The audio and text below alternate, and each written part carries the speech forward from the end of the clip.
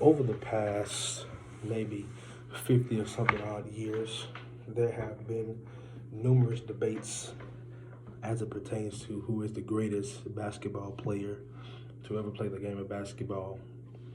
And there have been a lot of criteria as it pertains to what does it mean to be the greatest player of all time.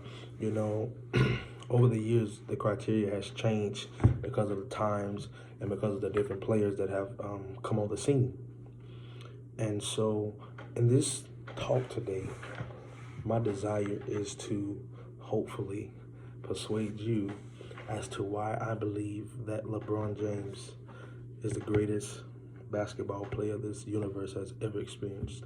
Now, a lot of people, when it comes to the acronym GOAT, is what I'm going to use.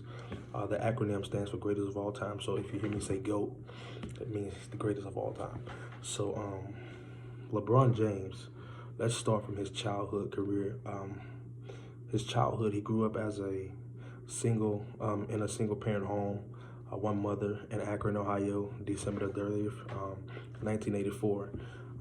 He grew up with his mom. He was bounced from home to home. I didn't have a father figure in his life. Grew up in a poor neighborhood. But the thing about him, he was a perfect student in class, 4.0 student through all of his career. So that's that. And on top of that, his basketball career, the records would say that he started playing basketball at the age of 4. And his mom brought him a mini hoop in their house, and she put it up to the highest height. And she said that he dunked it when a year later, when he was 5 years old, which is kind of unheard of. But LeBron James played basketball from 4 years old until currently today. He's still playing in the NBA. Now let's make the case as to why I believe that he is the greatest player of all time. First of all, if we're not going to even take in consideration his high school career, because that speaks for itself. But what you have to understand about LeBron James is that he came in the NBA straight out of high school at the age of 17 years old, which is unheard of. Straight out of high school, he went to the NBA, got drafted the number 1 overall pick to the Cleveland Cavaliers in 2003. That year, he recorded for his season. He averaged 25 points, 4 rebounds, and 7 assists, shooting I think it was 45% from the field goal. And that year, he also won Rookie of the Year. So that was his first year in Cleveland. And then as the years progressed, all of his averages went up. Each year he got better until now. We're in 2020, where he's now averaging 28 points, 10 rebounds, 9 assists, shooting 59% from the field goal and 40% from the three-point line, which is, at an all-time high. And so my reasoning for saying that LeBron James is the greatest player of all time is very simple. I know when we do this GOAT debate, a lot of people, they accumulate a lot of things. But my reasoning for LeBron James being the GOAT is very simple.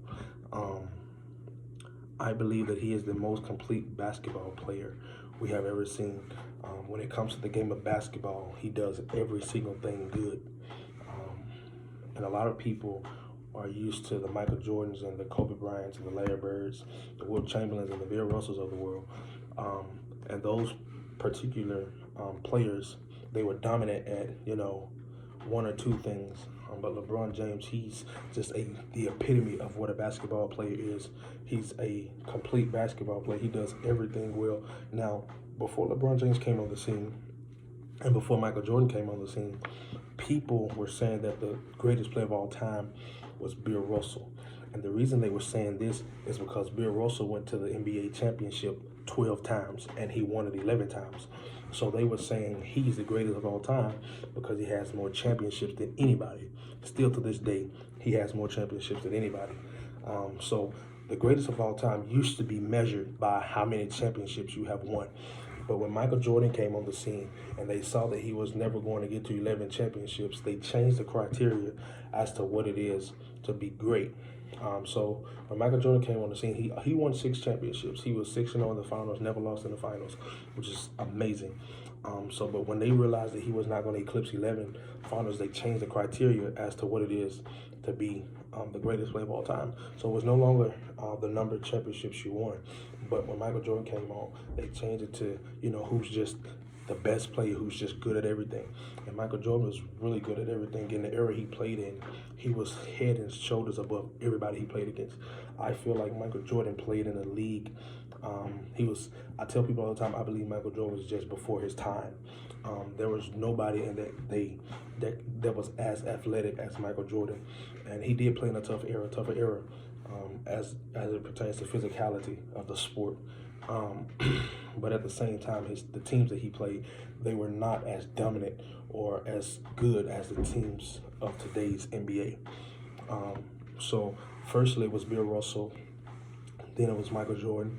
Then LeBron comes on the scene in 2003, but he didn't get into the GOAT conversation until around 2013 when he won his first championship.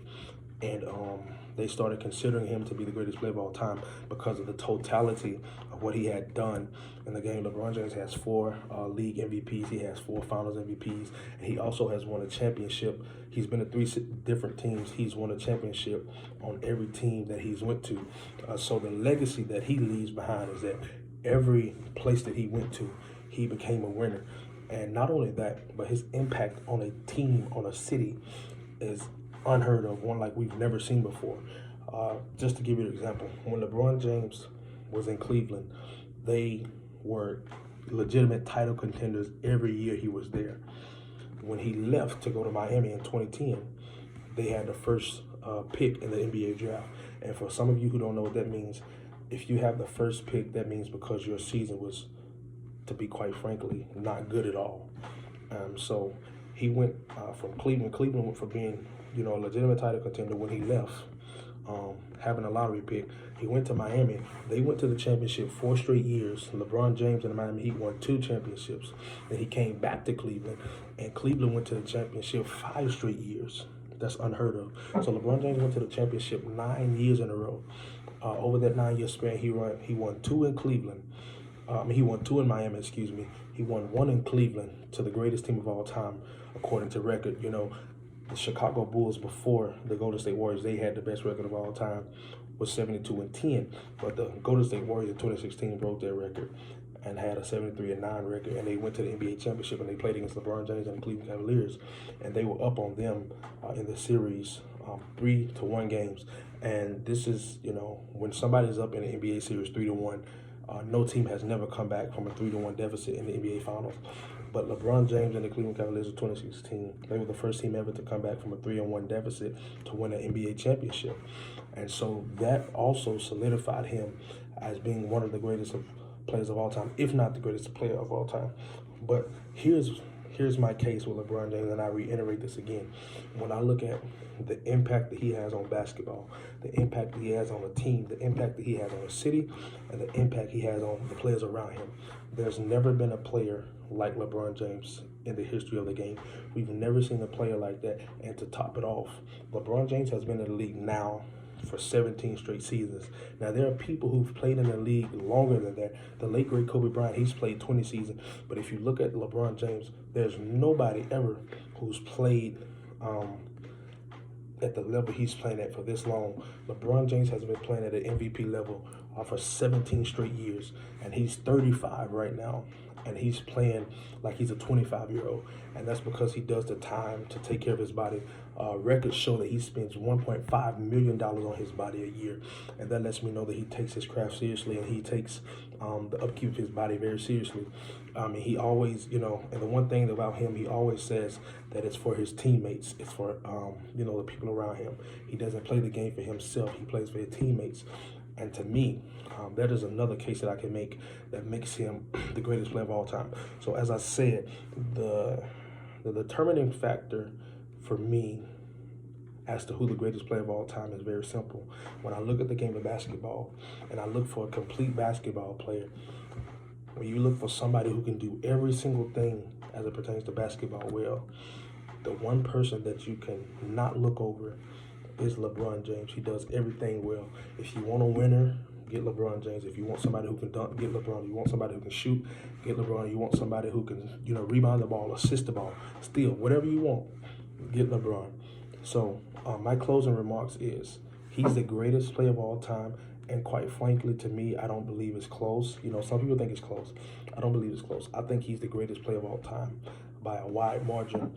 But as I said, this is just an opinion. This is just an opinion, and it's always up for debate. But I rest my case with this right here. As I said before, if you want the epitome of what a basketball player is, you're looking for LeBron James.